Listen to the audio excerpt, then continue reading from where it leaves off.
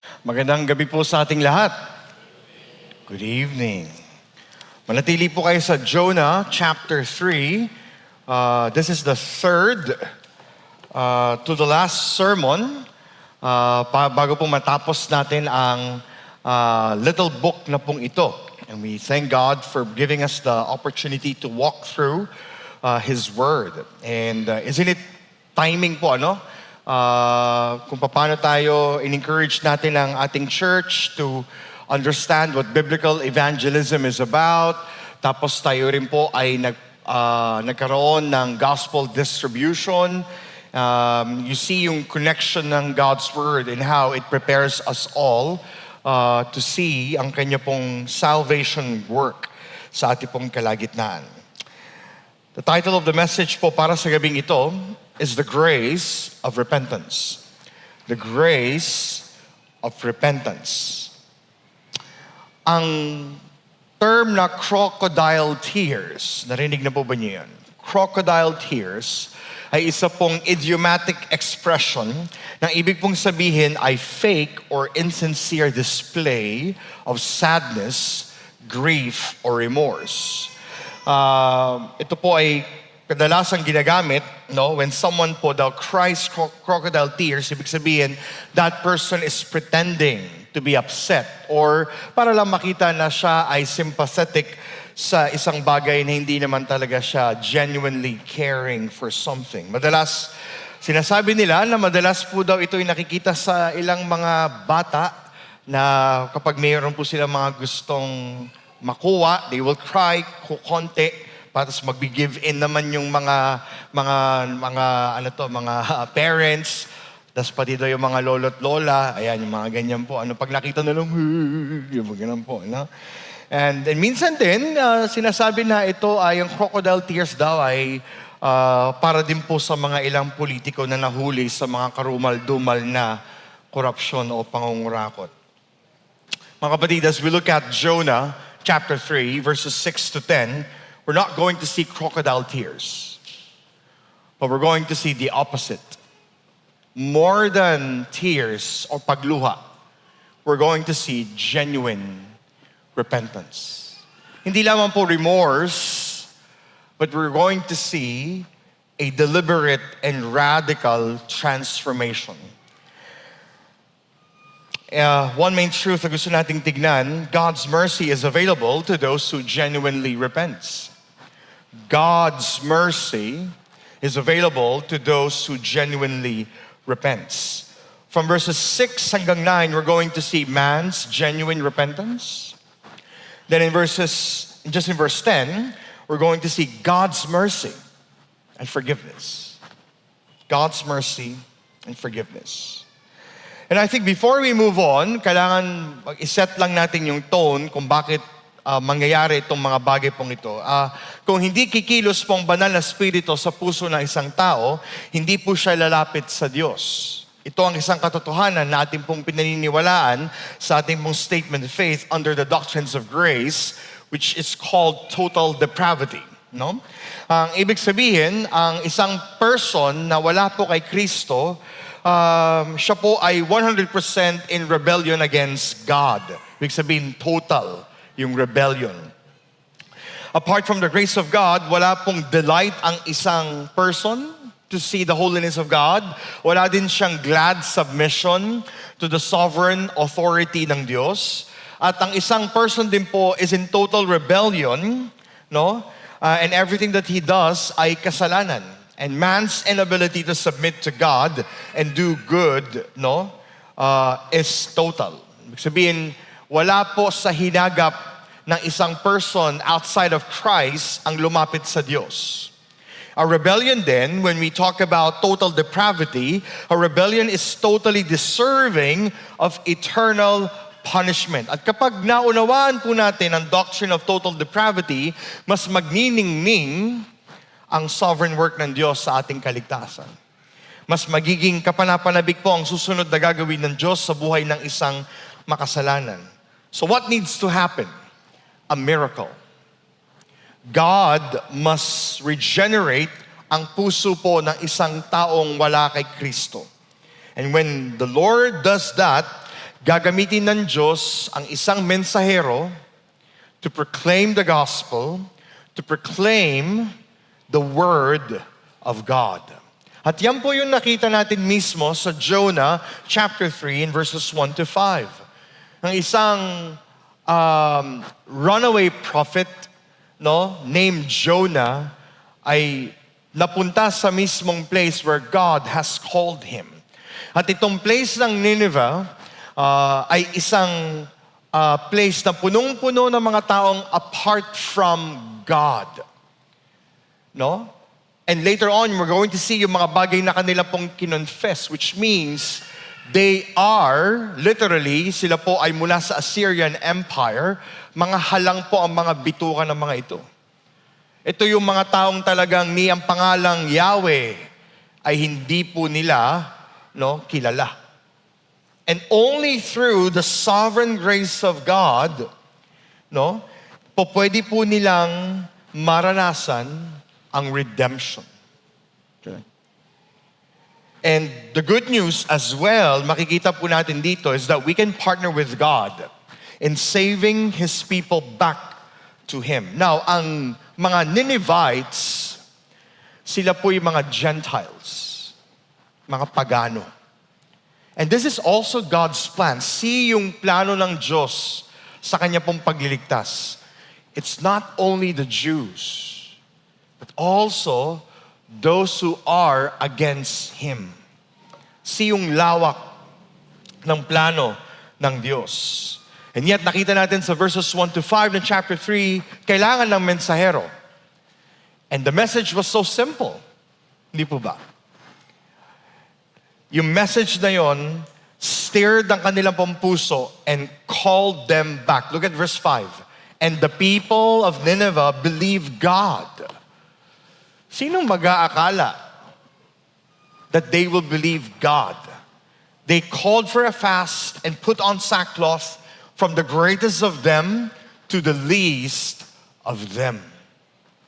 See yung pagtawag ng Diyos, God's sovereign call to awaken po ang kanilang puso because they have heard the gospel. Kailangan po merong ganun.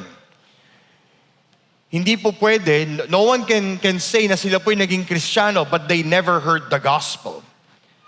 It's not congruent or parallel po sa scripture. Someone needs to hear the gospel at kapag narinig niya yon, alam niya sa puso niya na hindi siya yon, but it is the work of God. And that's what we are seeing in Jonah chapter 3. Ano pong sabi? In verse 5, from the greatest of them to the least of them. Then verse 6 comes. Take a look at verse 6. And the word reached the king of Nineveh. The word reach is a clear sign po of God's grace sa sinful city pong ito. Tandaan natin, they deserve judgment and punishment, condemnation, yet God's enlightening word has landed sa dark city pong ito. If we are going to study church history, great revivals po ay nagsimula sa awakening ng mga messengers, mga preachers, proclaimers of God's word. At ito po ay pinroclaim nila without any subjective tendencies. Faithful and clear proclamation of the word brings revival. And it must reach po the people and places on time. Now, may sense of urgency ito po sa part ng mga messengers dahil people are perishing. Kaya pakinggan natin yung gustong sabihin ni Apostol Pablo. Let's just look at the New Testament. Sabi niya, Romans chapter 1, verses 14 to 16, I am under obligation both to Greeks and to barbarians, both to the wise and to the foolish. Just zero in sa verse 14, makikita po natin na merong obligation si Paul.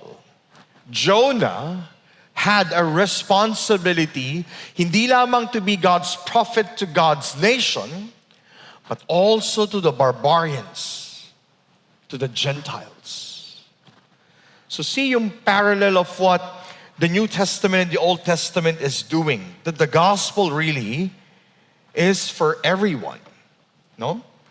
Now, we need to keep in mind na we have the responsibility to bring the good news of the gospel. Baliwala po ang pananalig natin sa Reformed theology, if you're familiar with it, if we don't share the gospel to the lost. Okay po ba yun? You can memorize the 5 solas, you can memorize the doctrines of grace, pero if we do not share the gospel, baliwala po yun. Kasi the right application ng 5 solas and doctrines of grace and even the Baptist faith and message na ating pong pinaniniwalaan is that we share.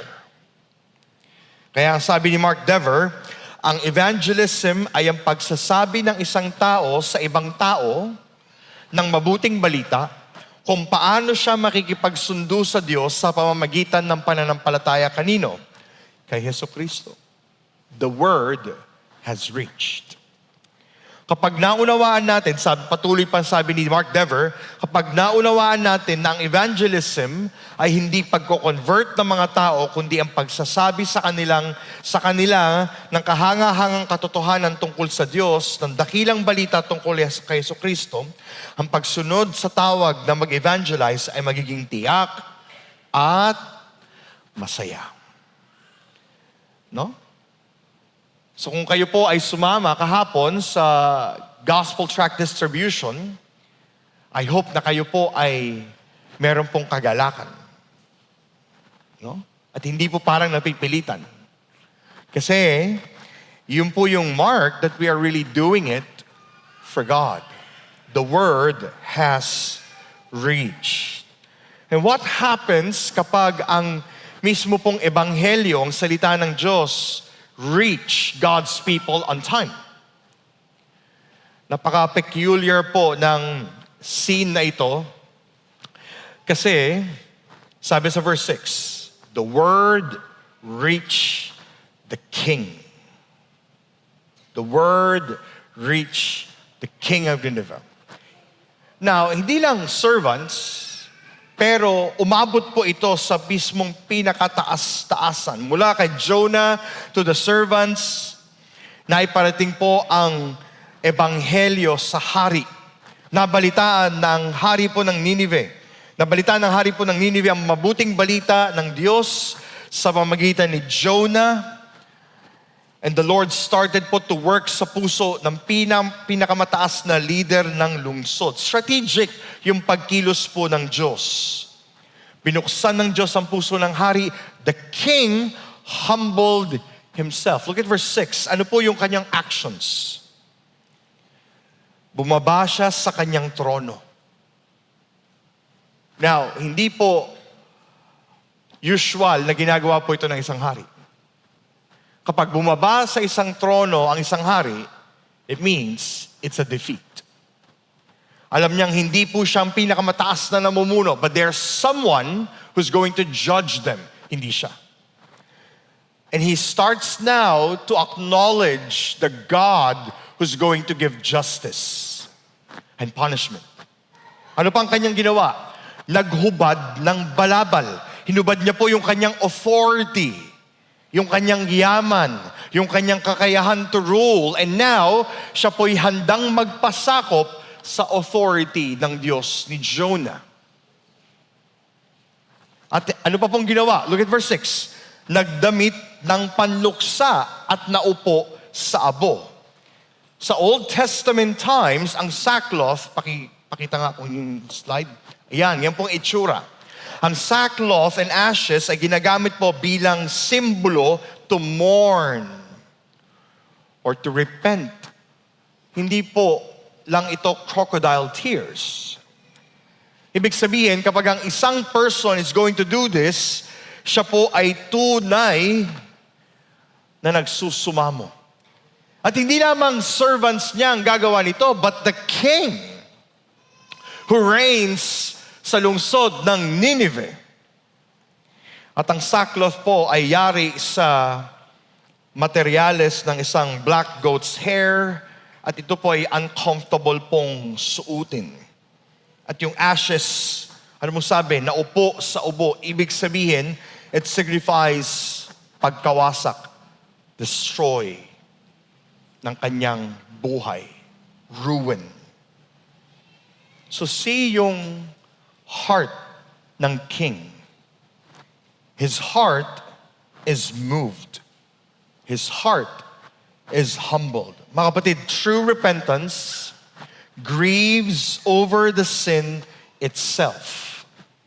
False repentance grieves only over the consequences of sin. People are not sorry that they sinned, but they were caught. Pero yung posture po ng king ng Nineveh is not a false repentance. It is true repentance. Para ikaw ay bumaba sa iyong trono, para ikaw ay tanggalin ang iyong balabal, para ikaw ay magsuot ng sackcloth at umupo sa ashes, it means that you're doomed. Wala ka ng kakayahan. Ibig sabihin, ganun na lamang po yung understanding ng hari sa kanyang kasalanan before a holy and righteous God. Hearts are humbled. Hindi lamang yon. Look at verse 7. Tingnan niyo po yung action ng king. And he issued a proclamation and published through Nineveh. Ang proclamation po na ibinigay ng hari sa buong lungsod ay kailangan pong sundin ng bawat naninirahan. He was declaring a national fasting. Sabi sa verse 7, by the decree of the king and his nobles. Ibig sabihin, nagkaroon na sila ng council meeting, napag-agrihan nila ito, at sila'y sumunod sa hari, and now they're going to do this together. At hindi lamang sila, but the rest. But tingnan niyo po yung scope ng kanila pong repentance. Let neither man nor beast, herd nor flock taste nothing. Let them not feed or drink water. Ano po yung proclamation ng hari? Total and complete abstinence from food and drink. Hindi po sinabi kung ilang araw, but they will not eat and drink. Now, bakit po kasama yung mga hayop? Kasi para sila, maranasan din nila yung pagmomorn ng mga Ninevites. Pag hindi mo pinakain ang mga hayop, they will mourn. That's why the king ordered, kahit ang mga alaga ninyong hayop, ikulong ninyo para hindi sila lumabas at humanap pa ng ibang mga damo. Ibig din sabihin, ito yung fasting kung saan, for the meantime, shut down ng business. Kasi ang ancient Near East, highly agricultural. Kung pati ang mga hayop ay hindi po kakain, ibig sabihin sila'y damay sa fasting na ito. No? Anong gustong sabihin po ng hari sa atin? Gustong ipakita sa atin na ang kanila pong repentance is accompanied with good works. Hindi lamang siya words, but there is clear submission. And the word fast, ibig sabihin hindi sila hindi po sila magkakain or iinom.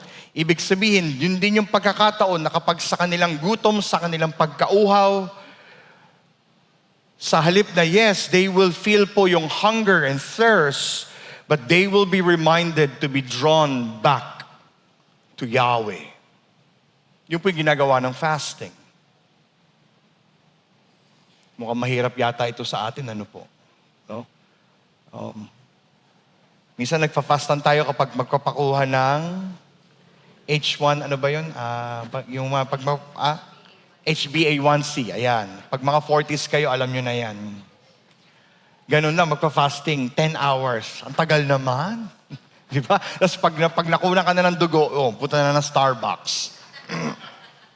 Pero ito walang timeline. At kahit yung kanila pong mga source of income na mga hayop, ay makakasama po nilang mag-mourn and mag-fast. No? Ano kayang mangyayari pag hindi pinakain ng mga aso sa inyong tahanan when we fast? Nako po, manggagalaiti sila. But see yung effect, yung seriousness and effect, yung desire nila to meet God's mercy. Look at verse 8. But let man and beast be covered with sackcloth.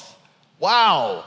Hindi lamang ang tao, but even animals. And let them call out mightily to God. Na kahit ang gutom, kahit yung mourning ng mga animals can also reflect their desire to know the Creator. At hindi lamang po yun. Tingnan niyo po yung verse 8. Let everyone, talking about sa citizens ng Nineveh, let everyone turn from his evil way. Which means, naunawaan ng king na lahat po sila ay masama. They are against a holy, righteous, and just God. Yung kanila pong pananaw, yung perspective about life is against God. Yung kanila pong feelings are against God. Yung kanila pong ways are against God. You can imagine, lahat po ng kasalanan na po pwede pong makita, maranasan, ay nasa Nineveh. And now they're saying, let everyone turn from his evil way. Ibig sabihin po ng king, put an end to it. Dahil ang paggawa ng masama will not help you in this. At hindi lang yon, and from the violence that is in his hands. Dahil po ang Assyrian Empire ay kilala. Hindi lamang po sila kukuha ng ibang land, but they will kill. They will rape men and women. They're going to savage ang isa pong syudad just to get them.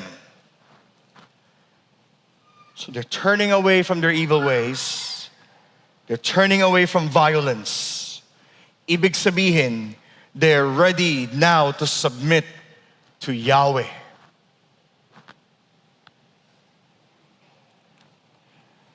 Mga kapatid, the goal is not just po to look weak and hopeless. I think hindi yun ang gustong gawin ng king in his proclamation. Pero makita po nila ang kanilang matinding pangangailangan sa pagpapatawad ng Diyos mula po sa kanilang pagkakasala. The king realizes na yung outward signs po of repentance like fasting or sackcloth or prayer are useless kapag hindi po siya accompanied with a changed life. Marami po ang ilan na napapaniwala sa tinatawag na easy believism na ang pagsunod sa ating Panginoong Yesus ay para bagang pagtanggap lang kay Kristo bilang tagapagligtas, pero another option yung siya'y maging Diyos. Mga kapatid, we see all over even in the New Testament na clear sign na isa pong tunay na nag-repent ay meron pong acknowledgement ng kanya pong sin at meron pong desire to change.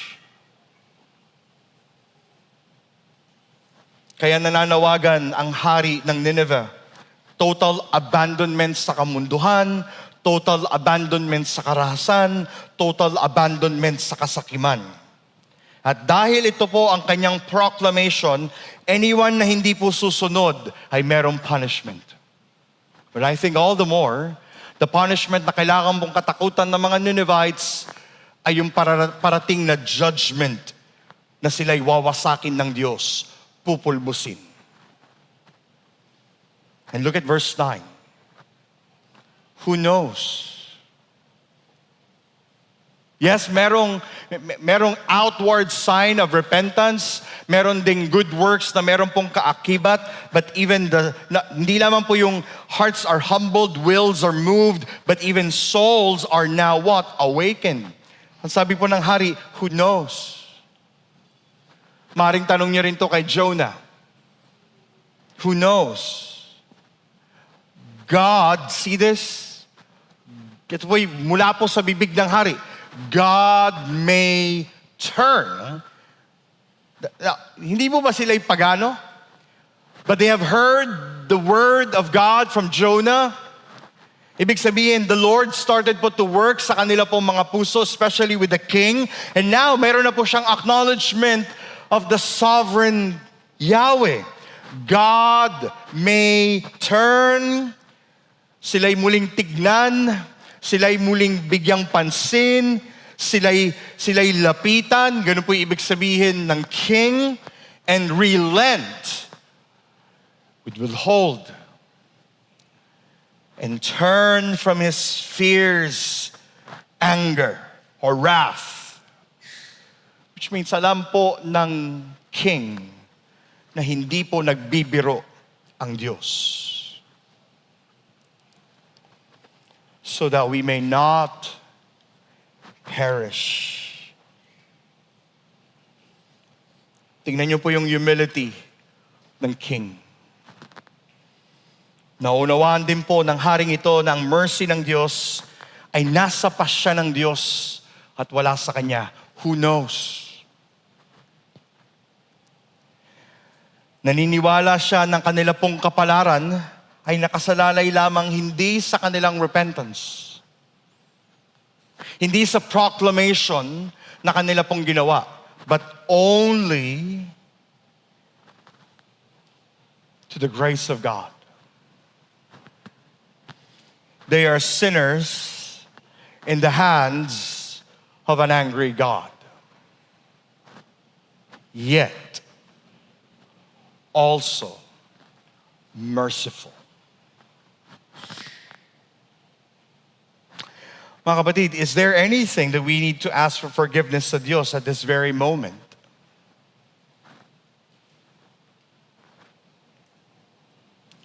Tandaan po natin na nakakahadlang ang ating kasalanan sa ating pong fellowship sa Diyos if you're in Christ. And God's remedy is confession. Admit that we have wronged God. Admit na tayo po ay hindi sumunod sa kalooban ng Diyos. We have subjectively chosen to follow our desires. And when we confess, we also repent. Kahapon po pinag-usapan natin sa discipleship training, the more we know and grow in the Lord, yung ating pong understanding kung sino ang ating Diyos, yung Ebanghelyo, we also grow in our confession and repentance.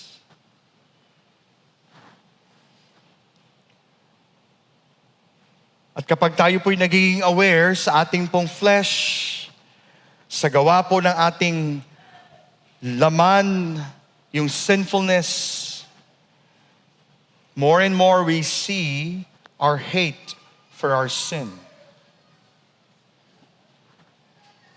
Now, bilang pong inyong pastor, I am not exempted sa ilang mga bagay that I need to confess and repent from any disobedience that I have done. I think one primarily that I continue to ask the Lord to give me the strength to overcome is pride. Pride. Bukas, June 1, it will be our first year sa Kalulot Baptist Church. Officially. For the last 12 months, wow, 12 months. For the last 12 months na ginawa ng Diyos sa ating church, alam niyo po, madali pong angkinin ng lahat ng mga bagay po yun is through my efforts. Kapag ako po'y tinatanong ng ilang mga kapwa-pastor, they would ask me, kamusta ang ministry sa Pampanga? I need to guard myself from pride. I need to guard that hindi ko po i-steal. There are times I'm tempted. That's why I'm also grateful kapag ako po'y pinapaalalahanan ng aking asawa. Minsan sabi niya sa akin, Han, look into my eyes. We need to pray. We need to ask the Lord to humble us that this is God's work, not yours. I need to repent sa mga moments where I feel like I am self-reliant. yung paggawa ng dalawang sermon in one Sunday as if like I have all the training that I need. I need to repent from not trusting the Holy Spirit. I need God's strength and grace. And we thank God kasi it is also God's grace when He gives repentance. It's not something po na po pwede niyong i-come up na lang on your own. Yung parang pwede niyong bilhin sa Amazon or sa Shopee. Hindi po. It's a gift from God. And the Lord in His grace uses His Word. Ang Kanya pong salita. That the more we understand kung sino po ang ating Panginoong Yesus, He reveals who you are. Sabi sa James, God's Word is your mirror. Ito po yung salamin. The more we understand the criteria of God's holiness, God's righteousness, God's purity, God's power, the more na dapat tayo po will be humbled. And when the Lord gives the gift of repentance, we start to admit ang ating pong pagkakasala because we have sinned against a holy, great God. Dahil meron din po mga pagkakataon, we also turn away from God's will. We also turn away from God's desires. We also turn away from God's love. So mga kapatid, wherever you are right now sa ating pong Christian life, the Lord is gracious to grant repentance. At meron din mga pagkakataon, the Lord can use ang isang kapatiran to reveal or expose ang isang kasalanan. That is God's grace. So that kapag nagkaroon po ng emotion, ng guilt, ibig sabihin, you have an understanding now na hindi naging tama ang ating puso sa Diyos, then by God's grace, we need to ask, Lord, give me the gift of repentance. And I believe that's what the king is doing in verses 3 to 9. He's seeking the Lord. And actually, napaka-gracious itong king na ito. Pwede naman siya lang po yung gumawa nito eh. Pero now, he's extending this sa kanya pong constituents, which means he also loves his people. Ayaw lamang po niya na siya lamang yung makatanggap ng mercy from a angry God. He wants his whole city. So this is also a call for us, mga kapatid. Now when the Lord reveals, exposes anything that is not from Him, may we have the courage to ask the Lord to give us the gift of repentance. At kapag binigyan tayo ng gift of repentance, what will happen next? Then kailangan magkaroon po tayo ng resolve. Kagaya ng sinabi ng king in verse 8, let everyone turn from his evil way and from the violence that is in his hands. God's mercy is available to those who genuinely repent. So we come home. Alam ng Diyos na ang hindrance na meron tayo sa Kanya, if you're in Christ, is still our sin. We do not lose our salvation, pero we lose yung joy of salvation. We lose the fellowship na dapat we are nurturing, we are tasting in Christ. And the remedy is to come home. Now when we come home, we are ready to admit. When we come home, we're ready to repent. When we come home, handa po tayong sumunod sa Kanyang kalooban. And the good thing about the local church is that we can do this together. Di po ba? I think I remember last time, during the prayer meeting, I think we went through the Lord's Prayer, hindi po ba? And that is something that we need to consider kasi meron doon binanggit about fasting. We need to consider as a local church what it looks like to come to the Lord. It's possible. Possible na tayo po'y lumapit sa Diyos and we even, intentionally skip a meal so that we can turn our eyes to Jesus. And look at verse 10. Paano po nag-respond ang Diyos? We see God's mercy and forgiveness. When God saw, which means God noticed, God was aware, God felt it. Nakarating sa Diyos ang lahat ng kanilang ginawa. But more than their actions, nakarating sa Diyos ang tibok ng kanilang puso.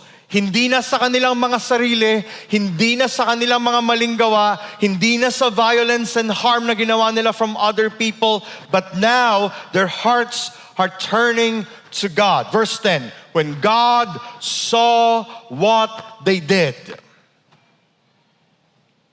how they turned away from their evil way, which means hindi sila nagbiro. Total abandonment of worldliness.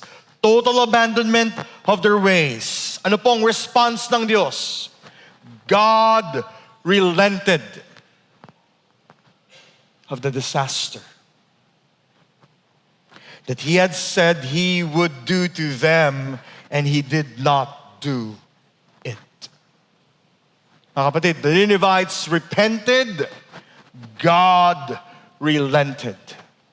At ito po yung clear heart ng Diyos sa Kanya pong covenant. Exodus 34 verses 6 to 7.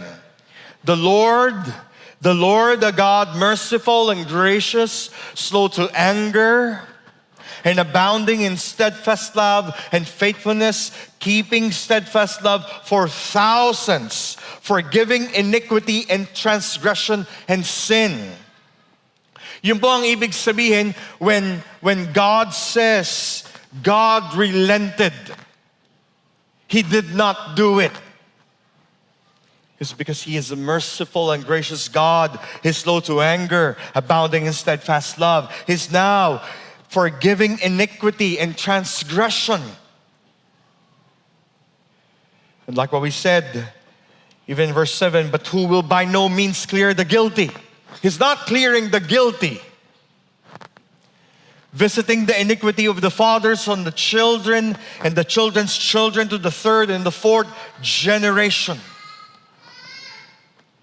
They are going to experience the wrath of God, pero ang Diyos in His loving kindness is withholding it. Now, He's withholding punishment and wrath.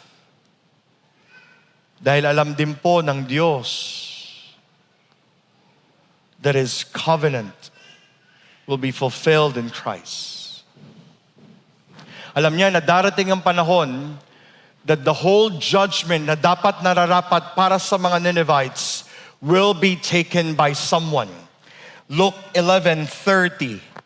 As Jonah became a sign to the people of Nineveh, so will the Son of Man be to this generation.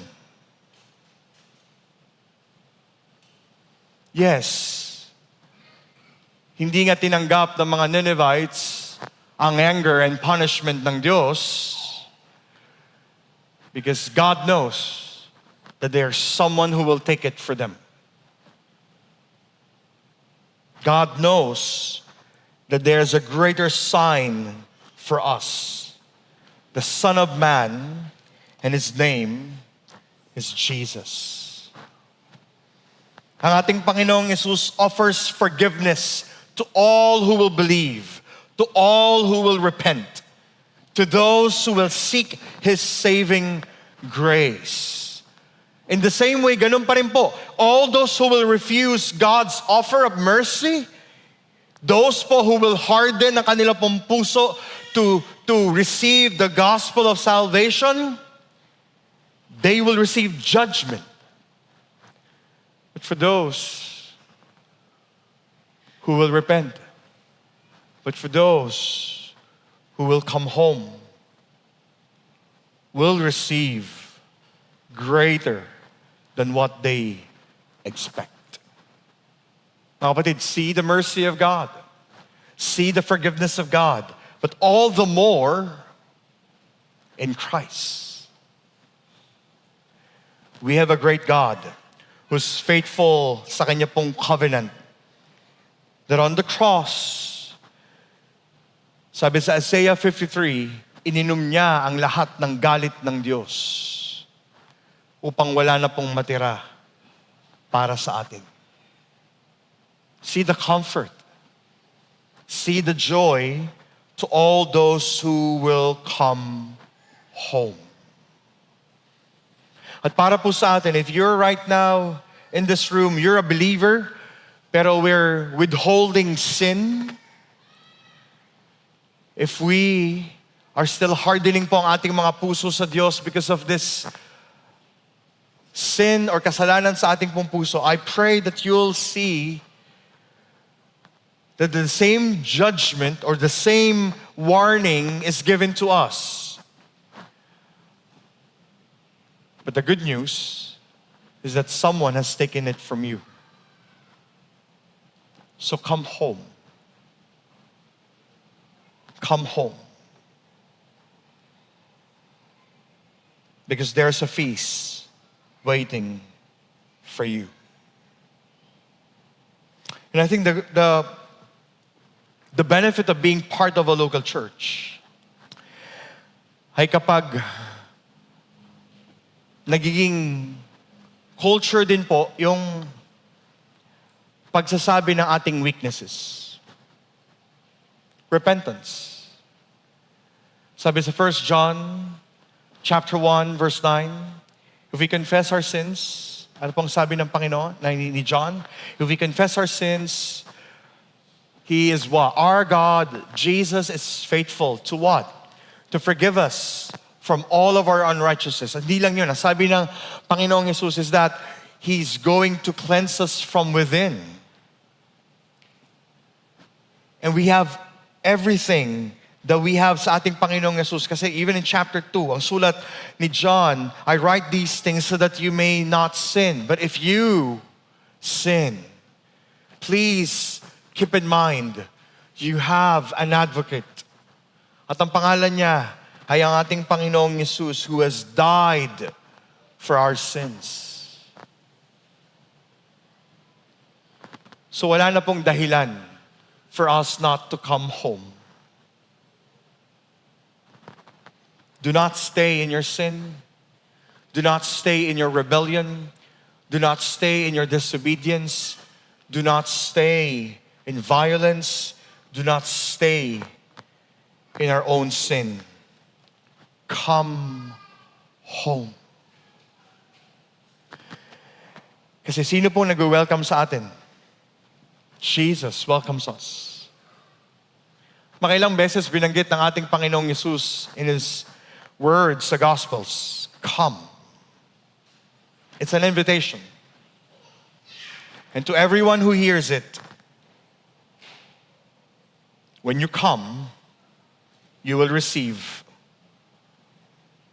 more than what you expect. Mga kapatid, we have a great God who's merciful to those who genuinely repents. And with this, we give thanks. Father, we thank you for this evening. Salamat, Panginoon,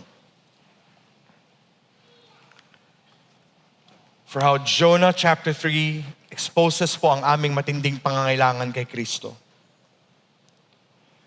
Salamat po dahil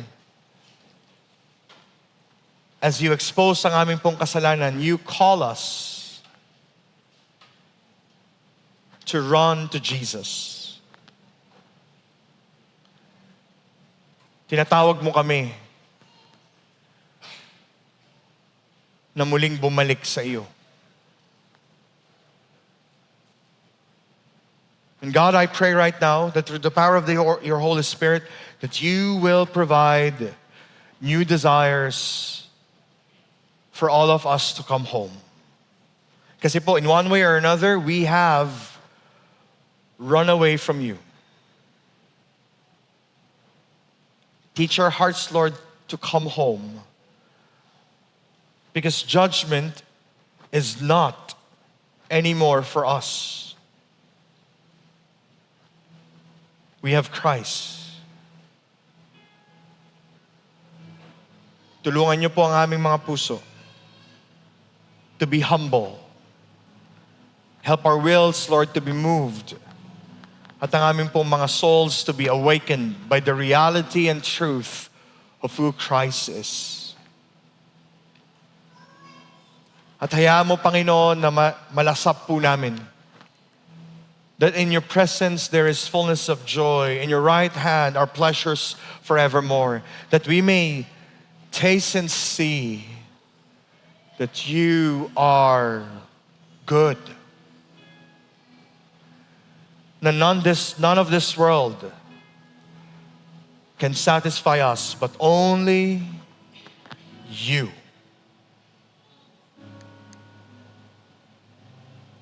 Tulungan niyo rin po kami bilang isang iglesia that as we know you more,